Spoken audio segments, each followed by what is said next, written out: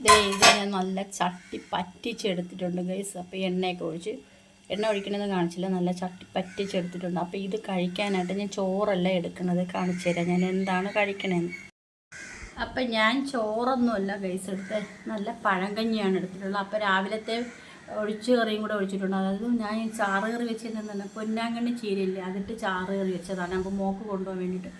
അപ്പോൾ അതും കൂടെ ഒഴിച്ച് പഴങ്കഞ്ഞിയും അതിൻ്റെ കൂടെ കഴിക്കാനാണ്. നമ്മൾ പൊടിമീൻ പറ്റിച്ചത് നന്നായിട്ട് പറ്റിച്ച് നല്ല തോരൻ പോലെ എടുത്തിട്ടുണ്ട്. അപ്പോൾ ഇതിൻ്റെ കൂടെ ചോറും മരിച്ചിനിയും രസക്കറിയാണ് നല്ലത്, എനിക്കിഷ്ടം.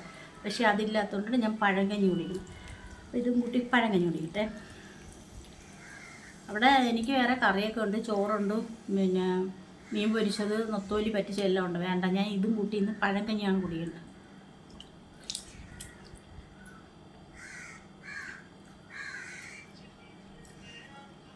നല്ല മാങ്ങയൊക്കെ ഇട്ട്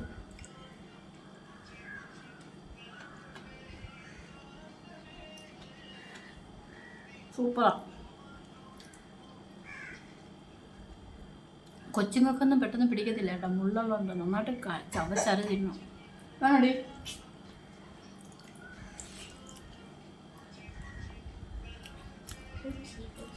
അവിടെ നിന്ന് അടുക്കളയൊക്കെ ഒതുക്കിയിട്ടാണ് വന്ന.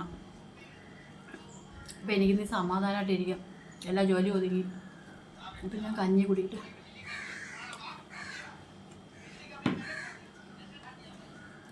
എല്ലാവരും പോയി ആഹാരം കഴിക്കും. ഉച്ചയായി.